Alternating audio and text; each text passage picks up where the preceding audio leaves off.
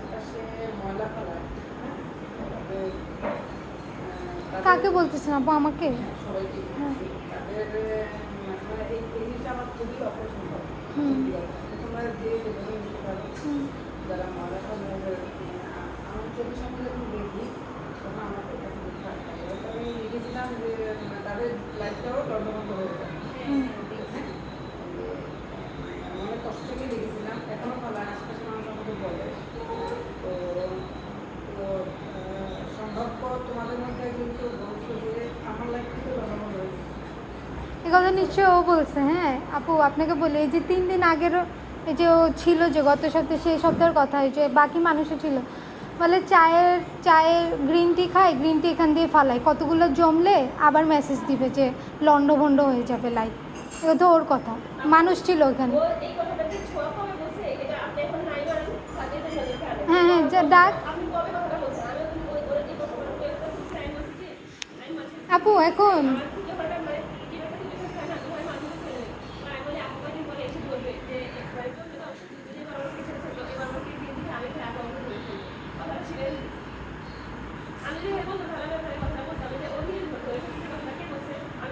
কে বলবে? আর ওর সাথে আপনি কথা বলতেছেন, আর কে বলবে এই কথা?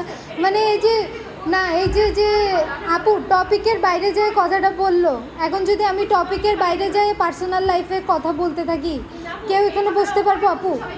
আপনি বসতে পারবেন, আমি বসতে পারবো? হ্যাঁ ঠিক আছে, মানুষ ডাকা, আমার তো সমস্যা নেই আপু। আর কথা হইতেছে যে কি, একটা টপিকের মধ্যে, হ্যাঁ না, এটা কি টপিকের মধ্যে আছে আপু? জীবনে বিপদ আপদ আসতেই পারে, আল্লাহ ওটাই তো।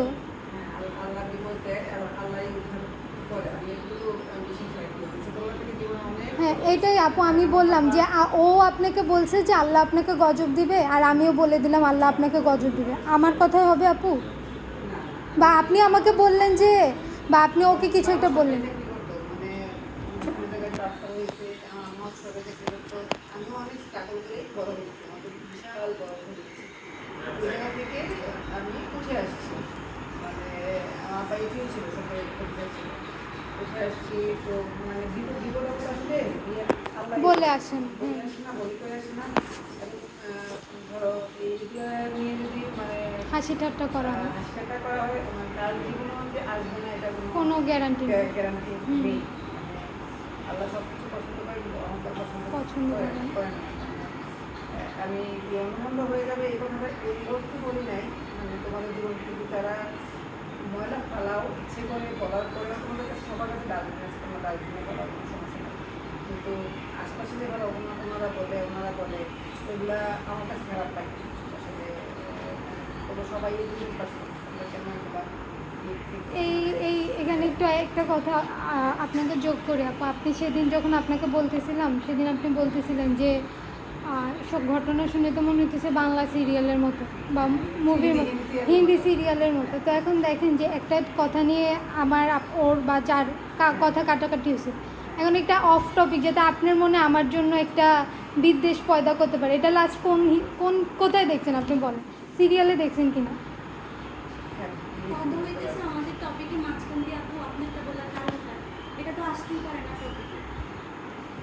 ওই আমার ছোটো ভাই ঝগড়া লেগে একদিন এরকম কাজ করছিল, পরে হচ্ছে ও পারতেছে না আমার সাথে, তখন বললো যে আপু মারুফ এই কাজটা করছে, অনেক 2-3 বছর আগে আমি কি না কি করছি ওইটা বিচার বিচার করতেছে। কাকু করে বলতেছিল কি যে তোমাদের কোন টপিকটা নিয়ে ঝগড়া হয়েছে এইটা বলো, আমি তো আর আগেরটা বিচার করতে পারি, আমি যদি করি আলাদা বসে করবো, আগে যেটা আসছে সেটা নেই। এখন আপু কী না কী হয়েছে এটা তো আমি জানি না, আমাদের আপুর সাথে কখনো আমি একসাথে বসি না, তো এই সম্পর্কে তো জানি না। আগে আমার যে বিচার এটা করেন, যদি এরকম আপনাকে বলে থাকি অবশ্যই এটা বিচার করা হবে। তো আমার নিয়ে এসে তখন এটা আলাদা অফ টপিক, এটা তো হইতেই পারে না, এখন কথায় আসতেই পারে না। এখন আমার কথা হচ্ছে ও যদি স্বীকার করতেছে না। হ্যাঁ আপু এই যে আপনি না বললেন স্বীকার করতেছেন, এখন আসলে মানে আল্লাহ সাক্ষী ছাড়া আর কেউ নাই, আর কেউ নাই। এটা তো প্রমাণ করতে পারতেছি না, হয়তো আপনার নিজের মন্তব্য কাজ করতেছে যে ও কি এটা করবে, কিন্তু যেটা প্রমাণ আছে এটাই দেখুন। আপনি যে আমার সাথে এই ব্যবহারটা করলো, আপনি ওনাকেই সামনাসামনি জিজ্ঞেস করেন কোনোদিন আমি কোনো গলা উঁচু করে কথা বলছি কিনা, বা কোনোদিন কোনো ঝামেলা হয় না, হঠাৎ করে আমি ওনার বিরুদ্ধে এত বড় এলিগেশন কেন বলছি? না আমি ঝামেলা হয় না কখনো, ওই যে দেখা যাচ্ছে যে ওর সাথে আমার বড় ধরনের কোনো ঝামেলা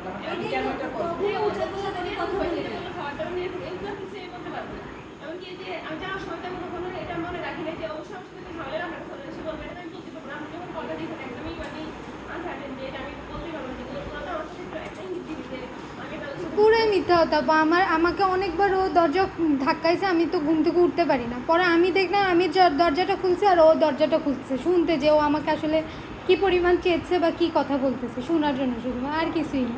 তো ও বলে কিছুই জানে না, কোনো তার আরেকটা জিনিস আইডিয়াই নেই। কথায় আসে, আরেকটা জিনিস বলি, ওই যে দরজা, একটা মানুষ যদি আপনি চিন্তা করেন, আপনি তিনতলায় উঠেন, উঠার পরে যদি দরজার বাইরে 5 মিনিট 10 মিনিট দাঁড়ায় থাকা লাগে, আপনার কেমন কষ্ট লাগবে?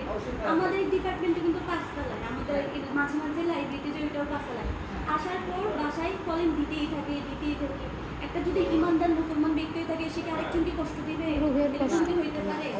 কলিং দিতেই থাকে, তখন রাগ উঠতেই পারে স্বাভাবিক। তারপর আমি কিছু বলি নাই, এটা নিয়ে অনেক কাহিনী হয়েছে। তো তারপর আমি কিছু বলি নাই, কিন্তু এটা নিয়ে আমাকে অনেক ব্যাধ অনেক কিছু বলা হয়েছে। তো এটা হচ্ছে আমি সরাসরি আপনাকে বলছি, ভয়েস টোর পাঠিয়ে দিচ্ছি। তো এটা কিন্তু কোনো কথা হইতে পারে, আপনি বলেন। এটা নিয়ে আমি সাথে সাথে একদিন শখের গান করতে ব্যাপারটা কি হয়েছে, সকালে 8টায় মার ভাবে নক করছে, সকালে ছিল না, আমার ভুলে ছিল মার ভাবে একটা বেশি না, তো ছয়টা একটু শখে না কেন আমাকে রাখছে 8টায়, আমি ঘুমিয়ে তো আমি বলছি কি বলে ওষুধ লাগাইছে, আমি আমার ঘুমিয়ে গেছি। ঠিক ও আমার মানে লাগাইতে ফেলে মানে ও 11টায় আসছে, তখন আমি ওকে বলছি কোনো দিন ভার্সিটি থেকে আসলে 3-4টা কলিং বেল দেওয়ার আগে ও বাসায় থাকলে দরজা খুলে না। একদিন আপু আমি ওয়াশরুমে গেছি, আপু মনে রুমে আসছিল, তো একটা মানুষ, আমি শ্যাম্পু করছি, আমি এবার মাঝে মাঝে রাত্রি একটু কিছু আমি বলতে পারি তো দরজাটা আপু নক করতেছে, আমি জীবনেও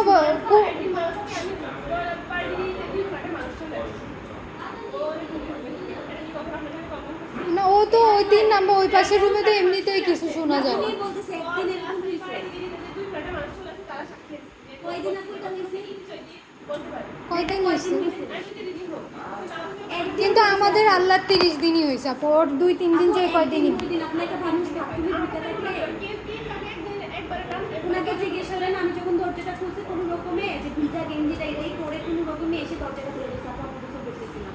আর আমার রুমটা কি দরজাটা একদম কর্নারে না, শোনা যায় না, তার জন্য আমি যখন কেউ রুমে না থাকি বাসা না থাকি দরজা খুলে করতেছি। উনি কিন্তু দেখছে এটা কিন্তু একদিন, আর ওনার তো প্রত্যেক দিনই হইতেছে। যে আপু গত পরশু দিন ওনার কবি যে আসলেন, আমি ওয়াশরুমে ঢুকছি, ওইখান থেকে যে পারি না আমি দরজা আমি কল দিতেছি।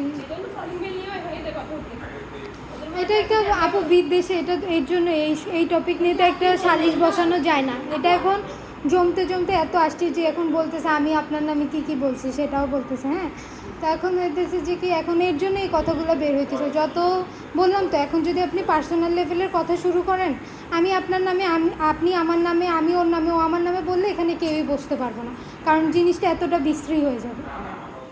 কারণ সবাই পাশাপাশি থাকে, একজন আরেকজনকে যতটুকু জানা উচিত না তাও জানি। আমি বাসায় কী পড়ি এটা তো রাস্তার 10টা মানুষ বা আপনিও জানেন, ও নিশ্চয়ই জানে, তাই না? কেন কি একসাথে থাকি দেখে। তো একটা মত বিনিময় আমি একভাবে করছি, সেই জিনিসটাকে আরেকভাবে পোট্রে করে বলে দিবে, তাহলে তো হইল না। এর জন্য টপিকেই থাকতে চাইতেছে। আপনি যদি প্রমাণ চান, যেগুলো প্রমাণ নেই ওগুলোও বাদ দেন।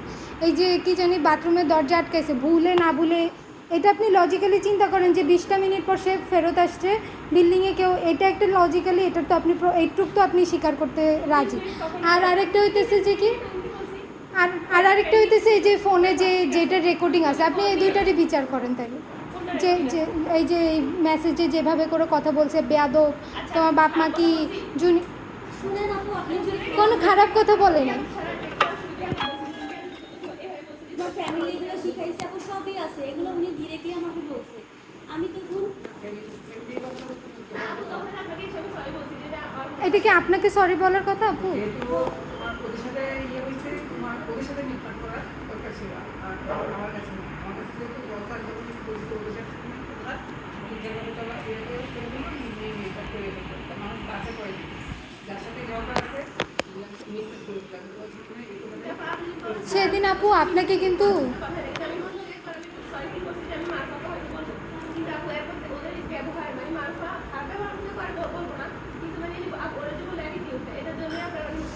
আপু এটিটিউড কি, আমি নর্মালি আপনাকে জিজ্ঞেস করলাম,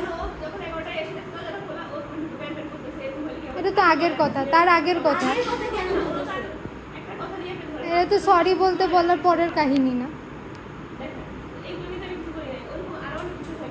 আপু একটা জিনিস বলছেন না, এটিটিউড, এটাতেই শুরু। আচ্ছা আপু, আমি আসলে এরকমই আপু, থামো। কথা বলি। আপু কথা বাড়াইলে অনেক কথা, আপনার যুক্তি দুইটাই, যে আমার কাছে তো কিছু প্রমাণ নেই। একটা এই যে বাথরুম আটকাইছে ভুলে বা না ভুলে, তো এটা আপনি যুক্তিযুক্তভাবে চিন্তা করতে পারেন যে 20 মিনিট পর সে আসছে, পুরো বিল্ডিংয়ে কেউ চিল্লা। বাথরুম যদি বলেন 4A কি ওই পাশে বাথরুমটা ইউজ করে না, 2A কি ইউজ করে না, 1A কি ইউজ করে না, ওই পাশ বরাবরই তো বাথরুম। কিন্তু সে রাস্তায় ওই যে ওই কাঁঠালতলা থেকে শুনছি, কিন্তু কেউ ওই পাশে বাথরুমের পাশেই রান্নাঘরের কেউই শোনে। এই আমি একটু শেষ করি, না আমি একটু শেষ করি, এই জিনিসটা আপনি দেখতে পারবেন যে শোনা যায় কি না আমি একটু না আপনি মেয়েকেও আসলে দিয়ে আপনি দেখেন মানুষটা এভাবে করে এই যখন আমার বাচ্চারা গোসল করে আসি তখন দূর থেকে শুনতে পাই। হ্যাঁ এই সেলফোনটা আবার চারতলায় শোনা যায়। না, শোনা যাবে না, কেন? শোনা যাবে না। ওই বরাবর যে বাথরুম, তোমার সাউন্ড রেগুলেশন দূরে যাবে, এটা নিচে যাবে না। আপু ওই বরাবর বাথরুম আমি সাদিয়ার নাম বলে পর্যন্ত চিল্লাইছি, নাইমের নাম বলে পর্যন্ত চিল্লাইছি, কারণ সাদিয়ার সাথে আমার পরিচয় আছে। আপনি হারাম ছিল না এই যে ও যে লাফায়, রাতে লাফালাফির চিহ্ন কেন 3 তলায় 2 তলায় 4 তলায় 5 শোনা যায় না? দুপুরবেলা হয়তো আপু আপনারটাই মানলাম যে শোনা যায় না, কিন্তু আপনি যদি কথা বলেন আপনার বাচ্চা কি শুনবে? আশ্বাস করতো। ওরা তো শুনবে না। কিন্তু আপু উনি কথা বলছেন ওনার সাথে, উনি কথা বলছেন, মানে নিকাতলা থেকে ওনার সাথে কথা বলছেন নিয়ে আসেন।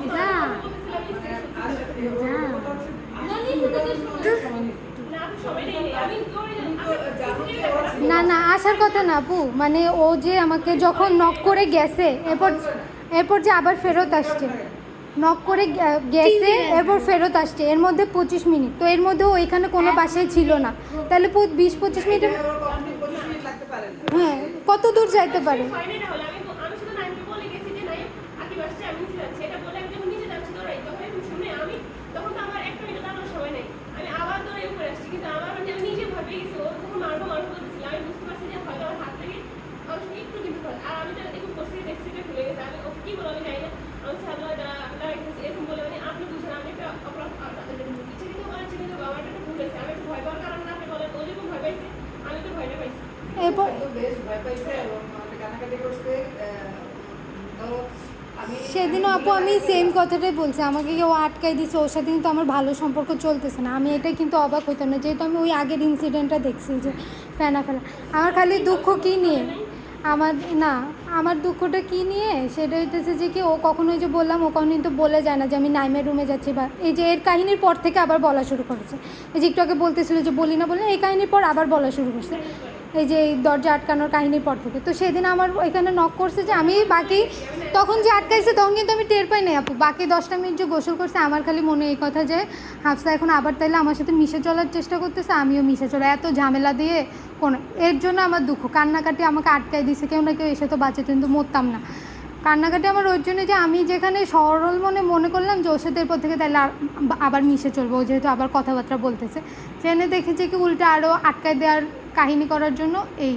আর সবসময় যে মারুফাকে জিজ্ঞেস করেন, সবসময় আমি যদি বাথরুমে মানে কি বলবো নর্মাল বাথরুম ইউজ করতেও যে আমি হাতে করে ফোন নিয়ে যাই, আমার বাথরুমে গান বাজে, সেদিনই আমি হচ্ছে ক্লাসে বের হবো দেখে 2টা ফোন আমার চার্জে, তো সেদিনই আমার দরজাটা আটকাইছে, সেদিনই সেই সময় মারুফা নাই, আর সেদিনই ও কাঁঠালতলা থেকে আমার ইটা করছে। তো ওদের কাছে এটা কোইন্সিডেন্ট মনে হচ্ছে তুমি ইচ্ছাকৃতভাবে ওকে মানে ভয় পাওয়ানোর জন্য এটা যদি করে থাকো, এটা মানে মুসলমান হিসেবে তোমার উচিত হয় না এই ধরনের কাজ। মানে আমার কাছে এগুলো ওই আমি সত্যি কথা বলি সবার এগুলো ওই হিন্দি সিরিয়ালের মধ্যে লাগছে, ড্রামার মধ্যেই সবার টাইমগুলো আমার কাছে লাগতেছে যে এই ধরনের কাজ কেউ করতে পারে। এখন আমার কাছেও একটু অড লাগছে যে দুপুরবেলার বিষয়টা বা দিনের বিষয়টা ও তো দেখছে, সেই জন্য ও বলতেছে, আর তুমি বলতেছো যে তুমিও খাবার রাখো, আবার তোমার আর ও যে বলতেছে আমি এরকম বলছি, আমি কি বললাম আমি বিশ্বরে যাই না, যদি মুসলমান ঘরে আমি হয়ে থাকি আমি কখনোই বলি নাই যে একটা কথা আমি বলছি যে হ্যাঁ একটা কাজ করছি তারপর যদি যাইতে পারে এরকম কিছু যদি আমার আমি বিশ্বাস করতাম, কিন্তু ওর যে বলছে আমি চিপে দিছি, তারপর ও সবাই বলছে তোমার বলছি রাখেন আমার কি ওর টাকা নিয়ে এতই প্রবলেম হয়ে যাবে, এটা পুরো আমার শখ আমি বলবো। এটা যে আপু এত বড় কথা বললে অনেক আল্লাহ গুনাহ দিবে, কিন্তু মানে আমি এতটাই ডেসপারেট এটা প্রমাণ করার জন্য, এই কথা যদি না হয়ে থাকে আল্লাহ আমার বাপ মার আয়ু কমাই দেবে, এই কথা আমি বললাম। এবার যদি আপনি বিশ্বাস না করেন এটা আপনার ব্যাপার। এই কথোপকথন ওর সাথে এখন কিন্তু ও কিন্তু জুতা দিয়ে পিঠা খাবে আপু, আমার বাপ মাকে যাই মরতে বলছো, কিন্তু যদি শুনে না থাকে। আর তাছাড়া আপু ঝামেলা হইতেছে। আপনার চুপ আপনাকে আমি বলি আপু, আপনার বাপ মাকে এখন যাই মরতে বল, আপনি শুনবেন? আপনার সামনে কথাটা যে বললো, আর তোর বাপ মাকে যাই মরতে বল। আমার বাপ মাকে করতে বলবো কেন? আমার বাপ মা তো আমাকে কষ্ট রাখে না, ও আমাকে যে মানুষের কাছে বলছে বাপ মা তোকে বাসায় গেলে খাওয়া দেয় না, রাখে না, এগুলো তো তুই করছ মানুষের আচ্ছা কাছে। এখন কিন্তু আচ্ছা বলতে দে, আমার বাপ মাকে এমন করবো কেন? সুযোগ দে, হ্যাঁ সুযোগ দে, বলুক, তাইলে আপু বুঝতে পারবে, বলতে সুযোগ দে। আপনি আমাকে বলেন আমি কি বললাম আপনি বিশ্বাস করবেন? তাও আমি বলবো। হ্যাঁ ওইসব বাদ, আপনি বুঝছেন তো ওর সাথে কেন আমরা কনভারসেশনে যাই না। আপু দেখছেন ও এখন আমাকে কি বলছে আপনার সামনে? ওরা কি বলতে পারে আপনি আমাকে এটা বলবেন? আমি তো বলছি আমার করা উচিত ছিল, যে বলছে যে আমার বাপ মা মরতে বল যায়, তাকে তো ওইটা করা উচিত ছিল। আচ্ছা ঠিক আছে, এখন আমারও আসলে মাথায় আসলে না কি করবো। তো বলছি আচ্ছা তুমি চেঞ্জ করবে কিনা, দোতলার সাথে চেঞ্জ করবে কিনা? তোমার কি মনে হয় তোমরা তিনজন এক পরিবেশে থাকতে পারবে এই মুহূর্তে? এই মুহূর্তে কারণ যে সিচুয়েশন চলতেছে, মানে তোমরাও থাকতে পারবে না একসাথে, আর ও তোমাদের সাথে আর থাকতে পারবে না। সম্ভাব্য মালভাকে আমি দোতলা গিয়ে সম্ভাব্য দোতলাগুলো করে ফেলবো। তোমাদের তিনজনকে আমি সেপারেট আপু করে দেবো। তাহলে হচ্ছে আমার ওই বিচার দেওয়ার অন্যায়ের শাস্তি কি এটাই পাইলাম যে আমি চেঞ্জ ওর সাথে চিল্লাচিল্লি করলো, আমি বললাম না অসুস্থ হয়ে যায়, আম্মু কিন্তু ছোয়াপুর সাথে আইসা অনেক কথা বলছে, এক প্রকার দায়িত্বই দিয়ে গেছে আম্মু ওনাকে যে আমার মেয়েটার যদি কিছু হয় তুমি দেখে রাখবা। যেমন আম্মু বলছিল আপনার সাথে কথা বলবে, আমি বলছি যে আপু যেহেতু আছে থাকুক, আমি এই কথা বলবো, সমস্যা নেই। এখন একমাত্র ছোয়াপুর সাথে থাকার জন্য আগের ফ্ল্যাটে কিন্তু কোনো সমস্যা ছিল না, আমি কিন্তু সেটা ছাইরে একমাত্র আপুর সাথে থাকার জন্যই আসছি। আর এখন তো আমাদের কোনো আপু বললাম না যে এটা ছাড়া তো আমাদের আর কোনো প্রবলেম নেই, আমাদের দুইজনের তো উনি একমাত্র প্রবলেম। তাহলে আপু আমি কেন চেঞ্জ করবো? আচ্ছা আমি বলতেছি দুজনেই আমার কাছে এখন মানে তোমাদের কথা বিশ্বাস হয় আর ওর কথা বিশ্বাস হয়। আপু আরেকটা জিনিস বলি, যদিও বলা প্রয়োজন, মানে এখন আমার মনে হচ্ছে মাঝখানে দাঁড়ায় আসছি আমি, হ্যাঁ তোমাদের কথা আমার বিশ্বাস হচ্ছে, আবার ওর কথাও আমার এটাই যে আমি আমার বিশ্বাস হচ্ছে। এখন আমি আমার সিচুয়েশন থেকে আমি এতটুকু বলতে পারি, তোমরা চাচ্ছ না ও থাকুক, ও যেতে চাচ্ছে না, ঠিক আছে? এখন তোমরা তোমাদের জিনিসপত্র তোমাদের যা যাবার সেপারেট রাখবে। না আপু, এটা তো হইতে পারে না, আমি এটা ফ্ল্যাট হিসেবে আপনার সাথে কি আমার এভাবে কথা হয় নাই যে এই বাচ্চাটা আমি ফ্ল্যাট হিসেবে নিব, আপনি কি আমাকে দেন নাই? হ্যাঁ ফ্ল্যাট হিসেবে তাহলে? ফ্ল্যাট হিসেবে দিয়েছি, তোমাদের যদি ইনসিকিউর ফিল হয়। না একটা আপু আমি আপনাকে বলি, এটা একটা লাইফ থ্রেটেনিং, ও যেটা করছে হয়তো ছোটোখাটো হইতে পারে, কিন্তু আমি আইন পড়ি, আমি জানি যে এটা লাইফ থ্রেটেনিং সিচুয়েশন। হ্যাঁ সুতরাং আপনি আমার বিচার করবেন, নইলে হইতেছে যে কি আমি দেখবো আমি কীভাবে বিচার করতে পারি। কেননা ও আমার প্রতি কোনো অ্যালিগেশন আনতে পারেনি, প্রমাণ করতে পারি কি না পারি আমি ওর প্রতি অ্যালিগেশন আনছি, তাই না? তাহলে কেন আপনি আমাকে বলবেন যে আমাদের সাথে থাকতে চাইতো না? নিশ্চয়ই ওনাকে নিয়ে প্রবলেম হচ্ছে। আর তাছাড়া দুইজন কিন্তু ব্যাচমেট, ওনাদের সাথে সবচেয়ে ভালো সম্পর্ক থাকার কথা। কেন আমার কথা বলতেছি? কারণ আমরা এটা ভুক্তভোগী তার জন্য আপু। আর আপনি খবর নিতে পারেন, সব জায়গা থেকে খবর নিতে পারেন, আগেও যাদের সাথে থাকছে তাদের থেকেও খবর নিতে পারেন। একটা বিল্ডিং থেকে ওকে 3 দিনের আলটিমেটামে বের করা হয়েছে, প্রক্টর অফিসে তার নামে একজনকে মারার জন্য একটা লিখিত ওই যে পাকিস্তানি মোড়ের পাশের বিল্ডিং থেকে বের করে দিয়েছে। হ্যাঁ ওই যে ওদের সাথে থাকতো, জিজ্ঞেস করেন আপনি।